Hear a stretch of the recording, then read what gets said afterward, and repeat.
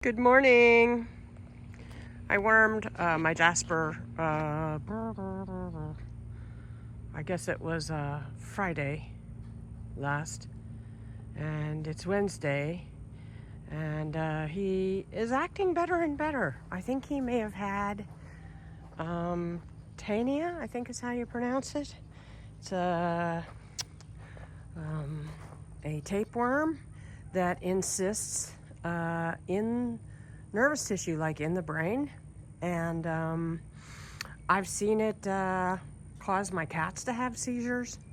And when I wormed them a few times in a row, because this particular tapeworm is really tenacious and persistent, and it's carried by the fleas on the wild pigs hereabout.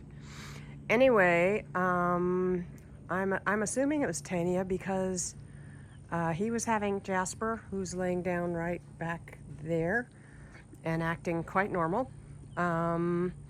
He was acting very neurologically impaired, and in fact, I'm suspecting that his loss of vision in the one eye may be neurological in origin too, and he might get his sight back after whatever might have been pressing on the optic nerve in the way of cysts from tania dissolve away. Anyway, we're going to walk over there and see if proximity sets off the weird behaviors, because I had noticed it doing that.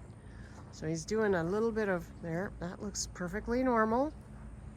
It's like, now he's doing that right there.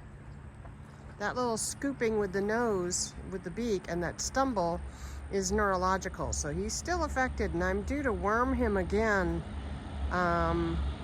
the Monday next. And that may improve things further. That positioning of his head is partially because he can't see with his right eye, so he's turning his head that way to look at me with his left while facing his body away from me, so he can beat a hasty retreat if I come in there and try and force anything down his throat again, which he really doesn't appreciate when I do that. But it has to be done. Anyway, see now? He's turning his body, but he's turning his head weirdly so he can look at me. That right there is not particularly, that's a little far what he's doing right now, but it's not particularly a neurological. See, that looks perfectly normal. It's when he turns his head even further over his shoulder and then scoops with his beak, the scooping motion. That right there, that is neurological, okay? And he was doing that constantly, and he couldn't jump up on his roost or stay on his roost when I put him up there. He lost balance. And he was walking around in circles. He couldn't even walk correctly. So he is doing better. And I'm thinking that when I worm him again, it'll get better yet. They have vitamins in their water now, and just generally getting better care taken of them. But I'm thinking that the actual problem is tapeworm. See, he's motivating pretty normally right there. And I'm really hoping he gets his sight back in his right eye. All that head shaking is gnats are bothering him. He hates the gnats. If I had money, these guys would be living in a coop with a screen as well on it, so that these gnats couldn't aggravate them all the time. Anyway, Chola wine. Chola wine. Come here. I love you, Chola.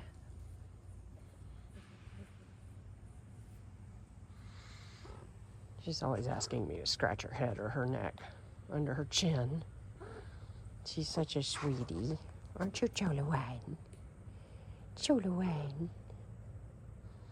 Chola wine. The pretty girl. You want some scratchings?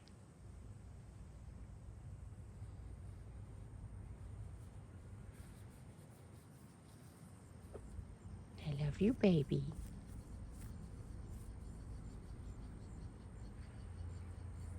My little pretty girl.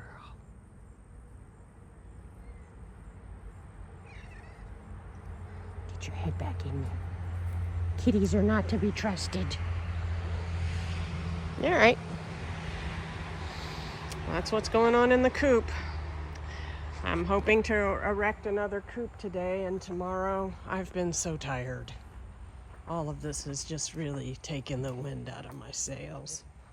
I'm feeling, I confess, a bit the futility of the world and a bit, not defeated, just really like I need to take a break. You know, I just need to rest a while before I get up and start the struggle again, you know. Anyway, so I'm hoping to start erecting a coop right over here, so that it'll come off the backside of the white nesting hutch and create a second coop that will be able to access the nesting hutch through this back door on the nesting hutch. I'll show it to you so you know what I'm talking about.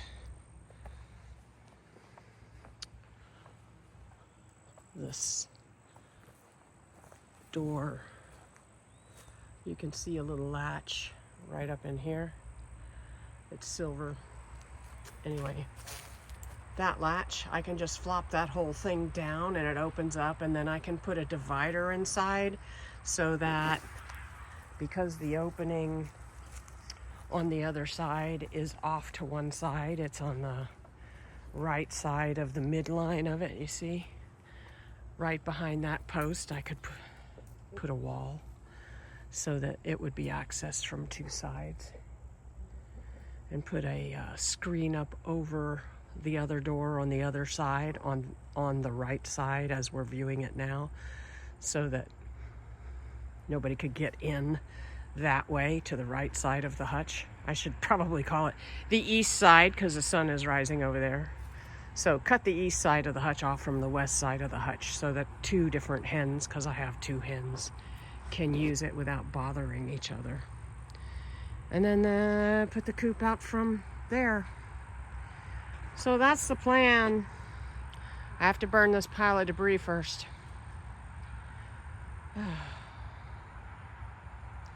Here we go again. You know, it really does me no good to fuss and moan and kvetch and be angry. It really is not helpful. It's just draining my energy to do everything I need to do.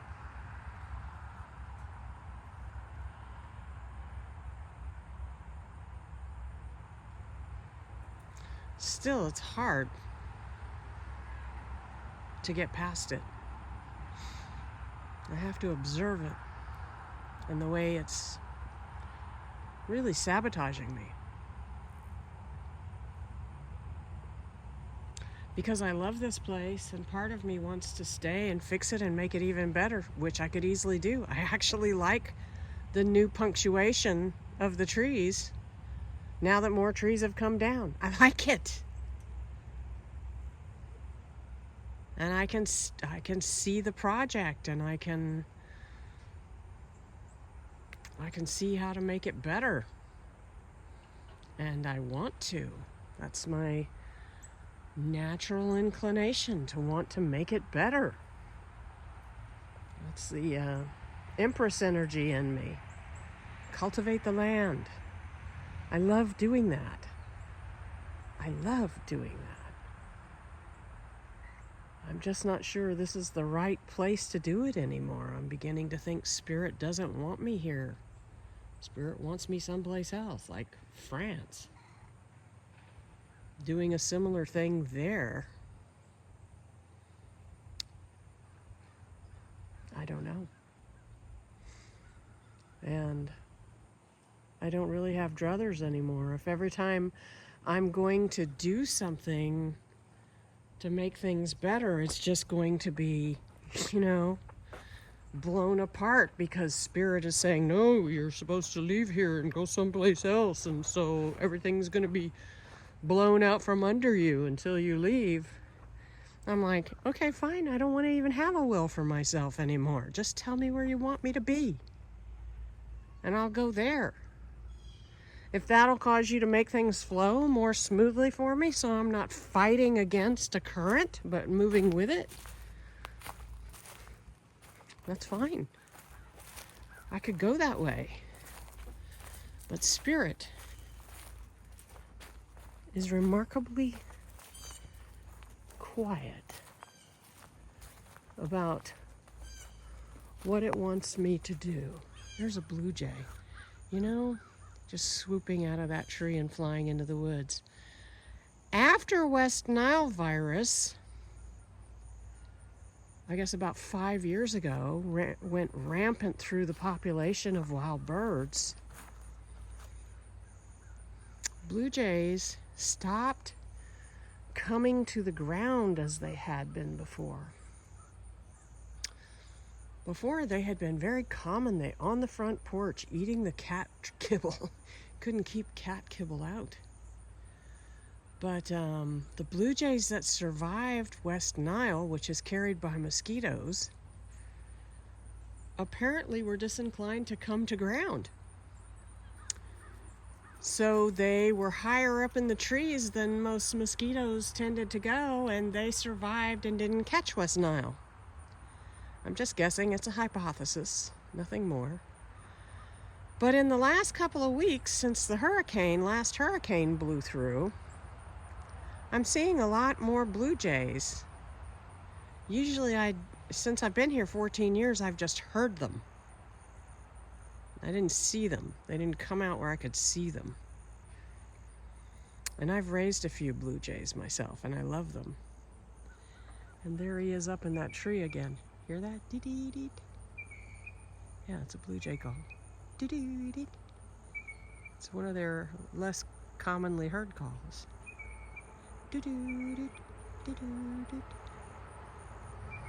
Blue jays have a big vocabulary. They say all kinds of things. And there's a mockingbird. There goes the blue jay, swooping into that tree. Oh, and mockingbird is stalking the blue jay. See, this is kind of rare. This is like the third time in a couple of days that I've seen blue jays right there in that tree. And I'm really pleased to see them right when I'm thinking of leaving. It's like, this is hard to look upon what I love and consider going. Goes. And he's way down low to the ground. That's really unusual. I mean, in my experience lately. Anyway, that's enough of that, you guys. I'm probably boring you to tears. But caladiums are not happy in the cooler weather. The elephant ears I planted, the little bulbs are coming up, as you can see. Is that the blue jay again? I think it is. Blue jay again. No, that's some smaller, like a titmouse. Oh.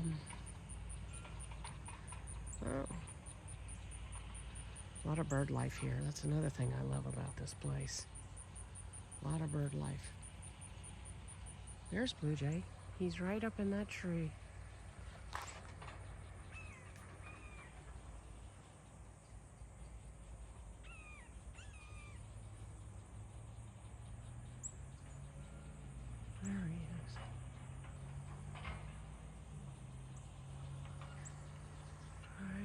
Center of the frame, just not showing well. Anyway, I love this little garden. Cute little baby caladiums, precious.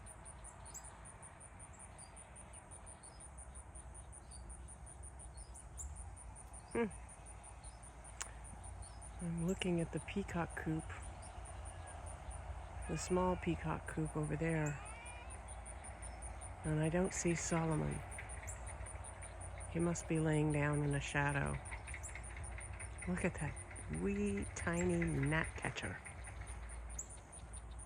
Right there he goes. Alright. This is like a little bird watcher's paradise here. There goes the blue jay. Yep, back into the woods. Okay, you guys.